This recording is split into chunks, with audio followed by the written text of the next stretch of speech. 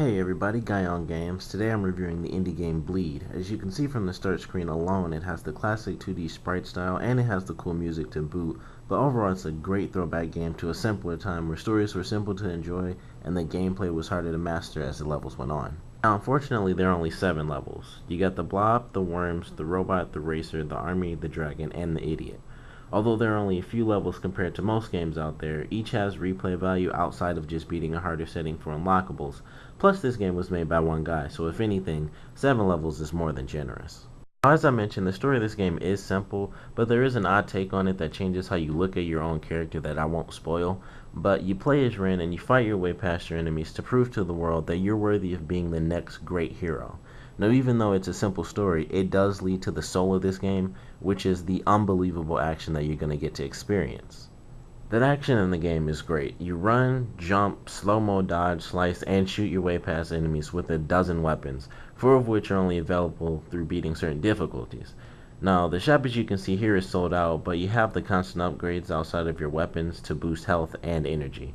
But the weapons vary a lot in use, and I found that I was getting a cool Mega Man vibe from how certain weapons work better on certain enemies and bosses, but you just have to learn which weapon is best for which enemy, or boss, as you unlock them, because you can't tell what power certain bosses are going to have simply from the list that's given.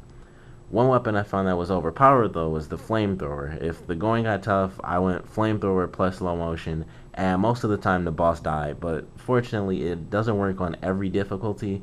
Plus the other weapons are a lot more fun to use, and for the most part they're a lot more fast paced as well, so you won't get stuck using the flamethrower because you're like, oh, I'm stuck, so now I'm just gonna be cheap and spit the flamethrower out and just destroy everything in slow motion. It won't always work, especially on harder difficulties. Plus, you'll kind of bore yourself and you'll realize, oh, I can use these other weapons. They are powerful. I just have to use real skill and actually fight my way through them and not die. There is co-op in the game too, but unfortunately I'm lonely, so I didn't get to actually experience that part of the game. But I can only imagine how much death would come out of just shooting up enemies with a co-op partner, and how many times you end up dying with a co-op partner because of that co-op partner as well. But dying in this game does actually lead to yet another cool part of the game, which is actually the game over screen where Rin will do all sorts of stuff. Sometimes she'll pump you up, sometimes she'll say you pushed the wrong button. Sometimes she'll even ask if you have an older brother that can play the game because basically you're sucking. But that's one of my favorite parts of the game, and it's not the only portion of the game that actually breaks the fourth wall, but it is my favorite part because it doesn't just reference the fact that the game is a game or the enemies or you. It also references the levels that you play in, and that's pretty cool. And Ren talks about how certain things in the level affect her, like how in the volcano level she'll say like, oh, it's really hot, at least I might be losing calories this way. So that's a really cool thing that I enjoy about the game. It's a nice little funny fourth wall break that's in there. It's definitely a fun experience. Now, once you've gotten a chance to mayhem your way through all the bosses, you get the extras. First is arcade mode, where you get 1 life to beat the game old school style. You choose the difficulty and even your health level, taking it all the way down to 1 hit if you're crazy. The game uploads your score to leaderboards, and you can do co-op here too, but no score is tracked when you do 2 players. The second mode is the challenge mode, where you get to choose the bosses you want to fight, up to 3 at a time, and the level you face them on. Once you're in this, it's just chaos like you're seeing. You try to survive as long as you possibly can, and once again with co-op, I don't know how crazy that would be, but you could have 3 of the same bosses if you want. You could set it on random, and really it's just a great way to test your skills. And if you can somehow survive that and defeat all 3 bosses, you can go back to the main campaign and I'm sure you will have 0 problems whatsoever. But the final extra is the character selection screen. I won't actually spoil that in case you guys do want to end up picking up the game. I won't spoil what characters you unlock. You do unlock them through the different difficulties as alongside the weapons, sorry. But they're definitely cool characters. They all have their own custom designs. When they die, they even get their own specific dialogue for the game over screen, so that's pretty interesting too.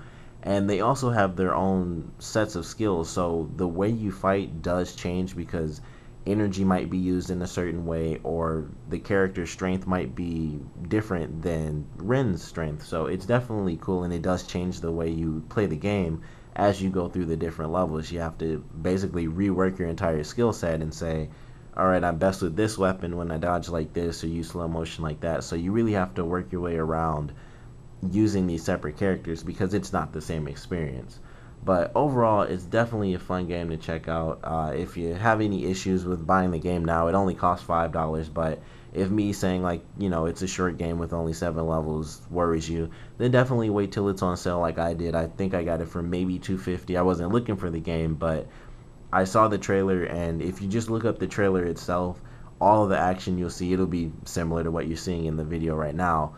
But all the action is just as crazy as it looks, and it's one of those things where once you experience and you're the one doing all the really quick last second dodges, like you go through like 2 bullets that are just like almost an inch apart or something, it makes you feel really cool, and you go through the game. And like I said, you can even do that with a co-op partner. So definitely pick up the game if you haven't, because it's definitely worth checking out, and you definitely won't regret it. And once you get through the game and you get all your weapons and stuff, you'll enjoy getting your sort of revenge kills when you meet the bosses the second time and you have much more powerful weapons. And it's like, now I can take you out in a couple of minutes, and I have the skills now to take you out really fast compared to the first time when you killed me like 5 times over. But definitely check it out. Thanks for watching this video, and go play more games.